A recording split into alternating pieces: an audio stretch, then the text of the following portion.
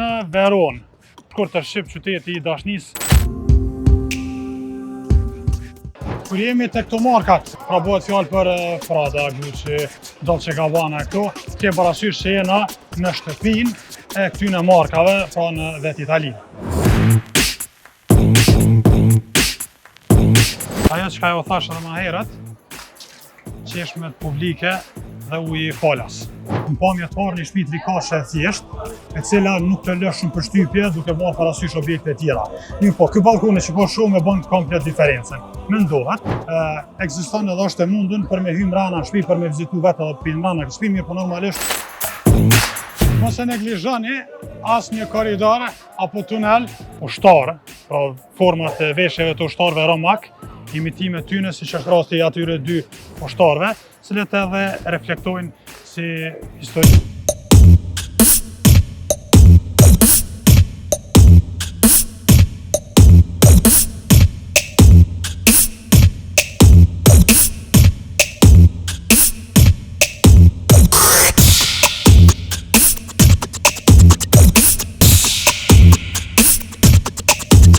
Po nisëm këtë storje, dashën shikus në Veronë.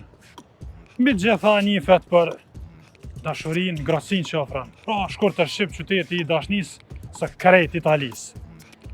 Kjo pjesa sheshi ku gjendem unë, konkretisht i bjen me kone zemra, ajo pjesa më e çmueshme e këtij qyteti.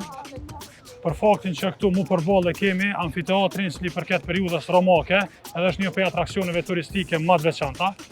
I tonë qytetin të nësi, kjo pjesa e vjetër është në mbrojtjen e UNESCO-s, pasi që me të vërtet, mos me thonë çdo objekt, të paktën çdo i dyti i përket edhe periudhave të bukur të vjetra dhe ka një historinë veti për me tregu. Këtu, ajo që të lem për shtypje është se në çdo sekond, se jo minut, absolutisht me dhjetra gjana ndryshme nashta edhe komplet kundërta ndodhin. Pak më herët sa kalum një qift teksa po martoheshin, do fëmijët vegjël të e shiju qastin të lumë fontan, anën time të majtë është komplet me restorane mbushur, njerëzit po shijojnë diellin e këtij muaji maj, po shkojnë në matutje për arsyeën kryesore për çka jena ardhur në Veronë. Pas pak ju tregoj.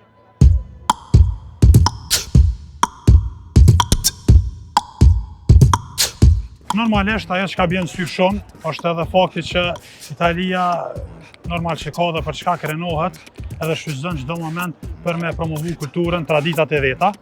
Gjëra të cila reflektohet në veshje, reflektohet në ushqim, tradita, në mikritje, gjithçka tjetër. Nuk është edhe pazakont për me pa edhe ushtarë, pra format e veshjeve të ushtarëve romak, imitime tyne si që krasti atyre dy ushtarëve, cilët edhe reflektojnë si historinë të kaluarën, qysh kanë funksionu ushtarës që të kanë mbrojt këtë qytet.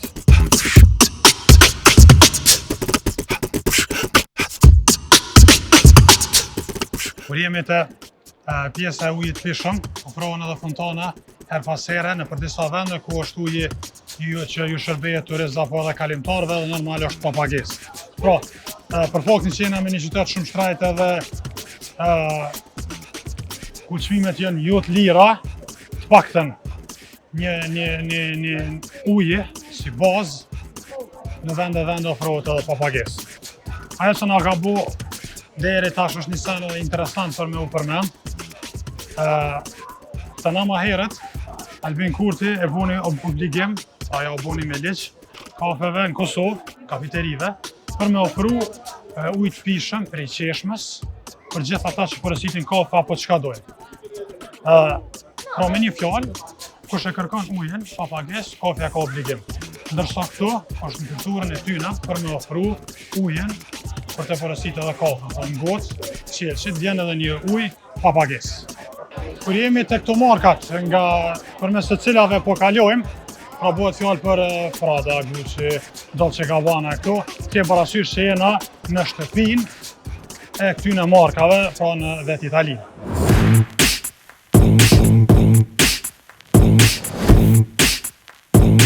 Si ndalesë dytë, prej aty qendrës ku kem, jena ardhur te Piazza del Erbe. Kështu quhet ky vend. Karakteristike kësaj është me këtë fartregun i cili është mes. Ta që në mollën diçka të gjasën me 3 gjetona në Kosovë se ati kemi, po këtu për dallim nuk shesin fruta e perime, mirë po ofrojnë kapela, ofrojnë dekore, ofrojnë magnete, gjithçka që do t'i intereson të një turisti. Arsyeja pse ja prezentova, përveç bukurive dhe arkitekturës të jashtëzakonshme, të cilat gjendet mu në këtë shesh, shumë afër saj, është edhe pika jonë që ne kemi surprizë për juve. Ajo që ka jo thash edhe më herët, qeshmet publike dhe uji i falas.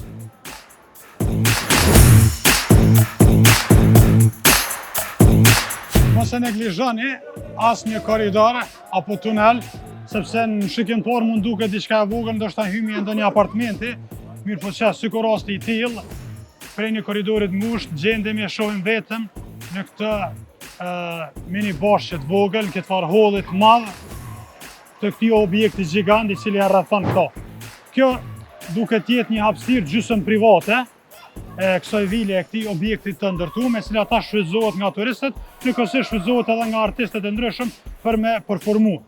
Përderisa shijohet i shfaqje këtu, na rrethojnë këtu bukuri arkitektonike, sa ti shohim me gurë të punume, me tulla të kuqe, i shohim atje shtyllat, cilat janë me motive nga Greqia e lashtë, përndryshe është i unik lloji i shtyllës.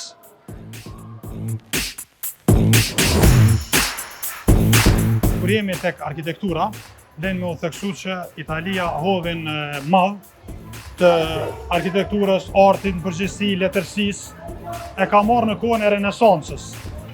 Shembulli i objektës që ne po më herët, fakt është produkt fryt i Renesancës, ku që në atë kohë është mendu që objekti si objekt mos me funksionu thjesht si shtëpi, si zyre apo e tillë, mirë po me të menduarit magjërsisht. Përndryshe, i thojnë edhe plani urbanistik.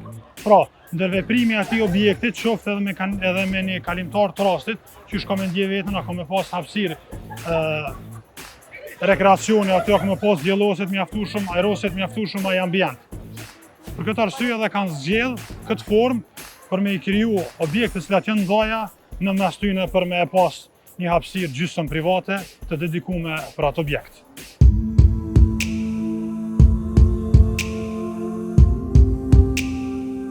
Që kjo është ajo që ka fola prej fillimit, edhe që ka dashta për me ju tregu është Casa di Giulietta. Përndryshe, nëse gjithë secilin prej neve na vet dikush për Romeon edhe Juliettën, nëse nuk e dim detajet, faktën e dim që është një histori dashurie, e cila ka përfunduar në tragjedi edhe me vdekjen e dy personazheve, po shumë pak e din ku realisht është marrë inspirimi edhe ku mendohet që të ketë qenë vendi aktual ku ka ndodhur ngjarja.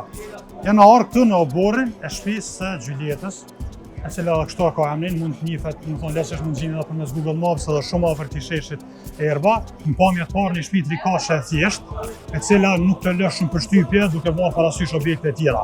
Mirë po, ky ballkon që po shohim e bën komplet diferencën. Mendohet që Julietta të dalë këtë ballkon edhe ke pas kontakt me Romeon, pasi që në fakt e ka pas të ndaluar për me pas kontakt me të, duke pas parasysh që dy familjet kanë qenë në armiqësi luftë me njëra tjetrën. Në oborrën e kësaj shtëpie gjen edhe skulptura e saj, ku njerëzit nuk hezitojnë edhe për me prek, për me bë foto, më thonë është edhe një lidhje emocionale, mirë po shumica absolute e vizitorëve këtu vinë për kuriozitet. Në tunelin, cilën e përdoren për me hiq, shohim mbishkrimet pa numërta të njerëzve, me një farformë nështë edhe për me kurorzu dashurinë e tyre në vendin e dashurisë. Në fund, për ata maraklit e vërtet të kësaj drame, ekziston edhe është e mundun për me hymë rana në shtëpi, për me vizitu vetë edhe pinë rana në shtëpi, mirë po normalisht është me pagesë. Kësaj here, jo që për shkak të parave, po do në me olon pak më ëmër, nështë ta vini edhe doni për me pa vetë.